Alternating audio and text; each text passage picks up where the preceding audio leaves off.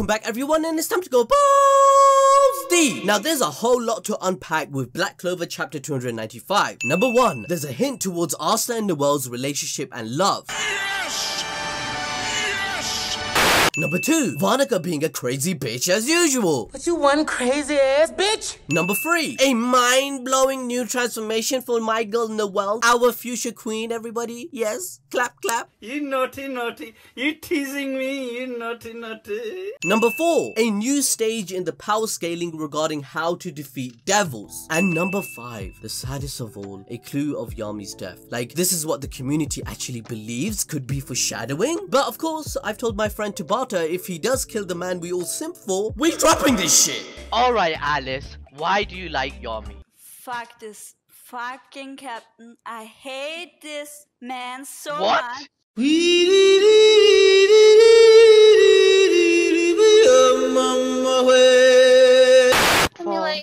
I mean, like he's so fucking good. Like, oh my god, I'm bad. Police! Help! Police! Help! Police! Help! Let me address every single point and chapter 295. I'll begin with number 5 regarding Yami's possible death. Tabata recently did a color page for Shonen Jump with the chapter which showcases the black bulls with the ultimate drip. But it's the type of drip that wouldn't make you more powerful, but rather it's funeral clothing. The community believes that this could be foreshadowing of Yami's funeral, since he has his back towards the team and they are all extremely sad. In a way, it could be symbolizing his goodbye. But I would argue that there is no way Tabata would decide to kill off Yami's character in this arc. This is because there is too much weight in what he brings to the story, since it hasn't even been completely explored yet. The anime added scenes regarding where he is from, with the Heart Queen mentioning it and the former editors stating that the arc after this war will explore lands we have never seen before. There is way too much foreshadowing about the land of Rising Sun where Yami is from, and for it to not be explored without his presence doesn't really make any sense to me. Secondly, yes, the characters do look sad, but I think this color page was meant to represent the current events of his kidnapping and how the characters feel, not much more. Similarly to the chapter cover of 261, Asta is determined holding Yami's katana, and the others look like they are out to get revenge for him, highlighting the chapter's name, if anything. Revenge. If anything, like I mentioned last week, no one even talks about William. Who? Bruh, the Golden Dawn captain, the one that looked like Path 3 and destroyed the kingdom? Who? Yeah, that guy. I think people rather see William die for it to be impactful in the arc. Tabata did him dirty, bruh. When I looked at the comments of last week's video, you guys killing me, literally. You guys literally admitted you forgot he existed and stopped caring about him. Oh shit! Anyways, let's cover chapter 295 to address the other 4 points. So this chapter begins, obviously where the last one ended, with Noelle and Vanica beginning their long-awaited rematch with, you guessed it, the bazookas. Dude, don't you mean bazonkas? No, it's bazookas. What's that even mean? That makes no, you can't just, what? They fight and Tabata is making them bigger every arc. Let's not act that we don't notice that shit. The bigger the bazookas become, the more drip and power they get. So it correlates and it makes sense. Vanica had revealed in the last chapter that she placed Loropechika under a spell that basically turns her body into a puppet, but she also suppresses her mind. She seems to be able to see and hear what's going on, but she can't do anything of her own will or express any emotion. She uses her devil's magic attribute to create powerful curses. She can create both harmful curses to hinder her enemies and beneficial curses to enhance her allies. In this puppet-like state, Vanica is forcing the Heart Queen to use 100% of her power against her allies, as we saw in chapter 294. And to be honest, if she had a brain, she would create a hostage situation by threatening to use the bomb blast curse that she used on the Dark Disciples on Loropechika. But let's be honest, she's too stupid and she won't do that. It's like your brain doesn't fucking work. You idiot. You're honestly an idiot. I don't know what's wrong with you.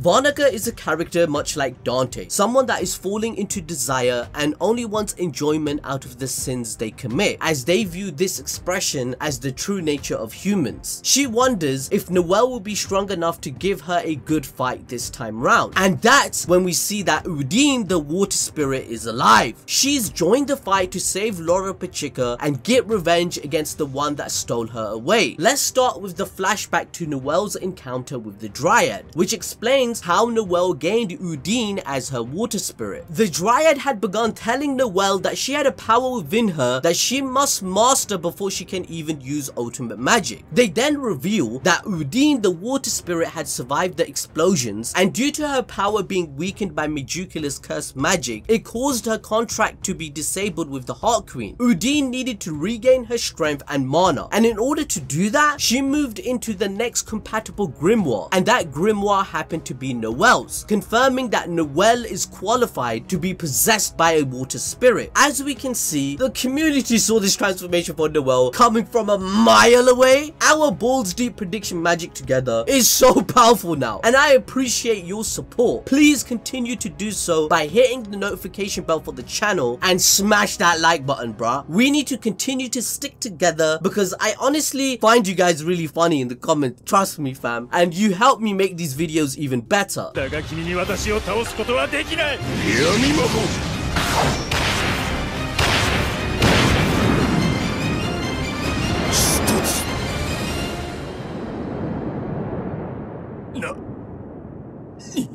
I would like to note that by Undine the water spirit saying you are qualified for a water spirit and not referring to herself, it clearly means that there are multiple, highlighting the fact that there are other water spirits in the world of Black Clover that Noelle will likely receive after the temporary contract is complete at the end of this arc, where Undine will return to the Heart Queen as she said herself, I hereby declare Loropechika forever, and doesn't really like Noelle as her host. The Dryad begins explaining that there is another way to take down Vanica besides arcane magic, and it's called Sanctuary. However, only spirit possessed mages can achieve this stage of power. Undine the water spirit had this knowledge already, where Noelle calls her out, asking why didn't she tell Fueguelion or Yuno how to do this if they wanted to win the war and to stop the entire world from dying, on top of the fact that she could have told the one she loved the most, Loropechika, which could have prevented her kidnapping in the first place and make Vanica's invasion fail. In fact, it would have stopped the whole cliff-off ritual plan if she just expressed this information, since Vanica wouldn't be around to activate the spell with her brothers, and it would have saved countless civilians from suffering. I'm gonna be honest, this is quite problematic. The writing made Undine's character fall apart in some sort of way, because the excuse for the Heart Queen is fine and all, but what's the excuse for not relaying to Yuno or Fueguelion this information? That don't make no sense.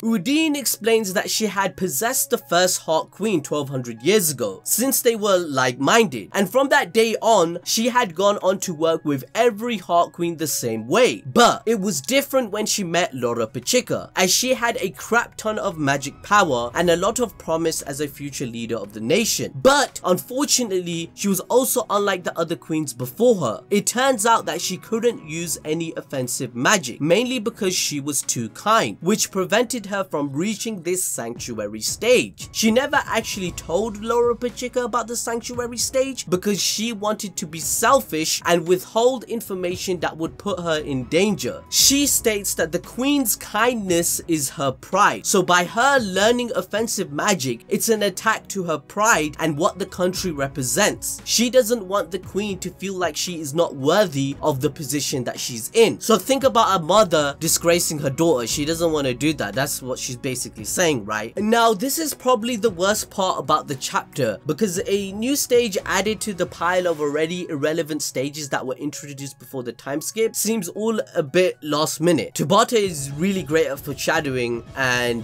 this seems like an ass. The fuck you say to me, you little shit? Because look, even if Undine the water spirit never told Loropechika about the sanctuary level that she can attain, Loropechika should have been able to know through the wisdom of the previous Heart Queen. Queens. I mean, why isn't she reading the books of knowledge? We were told she read about the previous devil invasion and how it was stopped. So how come it was not written in one of those books from chapter 252 that the sanctuary tier is an option to fight against devils too, when they would know offensive magic and they would have the water spirit Undine too, since the contract has been around for 1200 years. Even if you tried to make the argument that Undine never did it with the previous Heart Queen, that would just create another plot inconsistency, since how did she come to learn this knowledge to begin with? Well, let's be nice. Let's be nice. We don't have to go there. I mean, you're not wrong, but you didn't have to say it. I mean, good lord.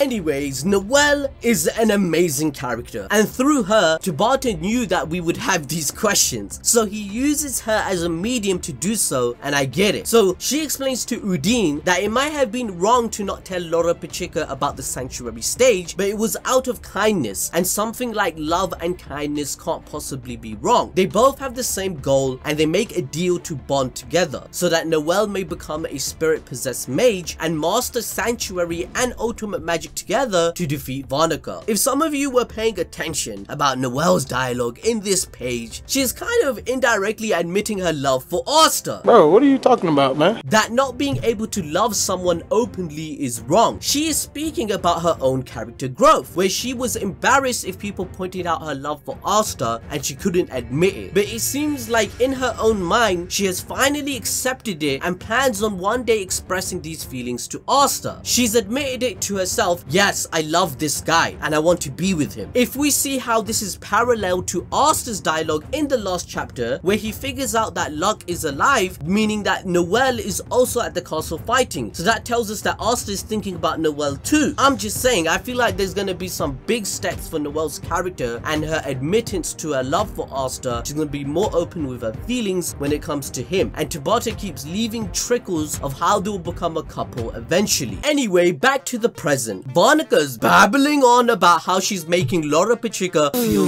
good. Wait, what was that? Feel good.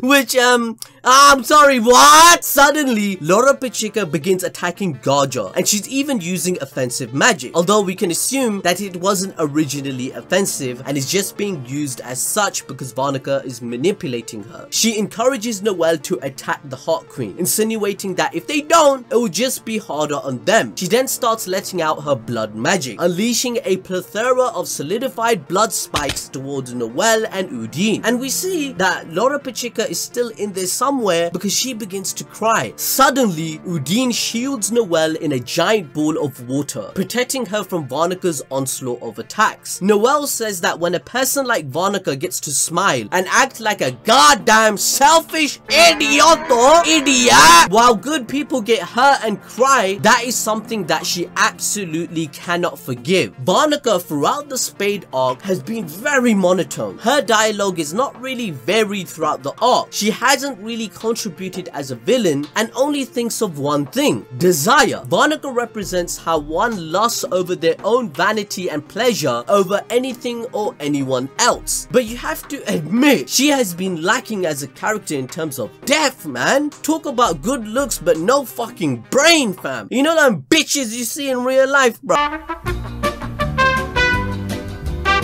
Noelle in this chapter really has been voicing my thoughts when she was telling Vanica to shut the hell up and calls her an idiot. Noelle is truly the queen we want in someone, and maybe Tabata is trying to show a duality between the two characters on what a queen truly is, where Vanica achieved it through terrible unlawful means and doesn't represent the value of a queen, whereas Noelle showcases the triumph of becoming a character that is worthy of one, just like her mother Asia. In the final page, we see the water vanish, and from out of it we see an even more powerful Noelle with a new form called Spirit Dive Sanctuary Valkyrie dress. Now, one clear distinction is that Noelle gained a halo similar to an angel. Yes, you guessed it, Bulls G prediction magic coming in once again. It's getting right, and I promise to discuss this further next week, so make sure to hit the notification bell for the channel and press the like button. I have quite a few Black Clover videos in the making, so make sure you don't miss out. Goodbye everyone, and see you next time.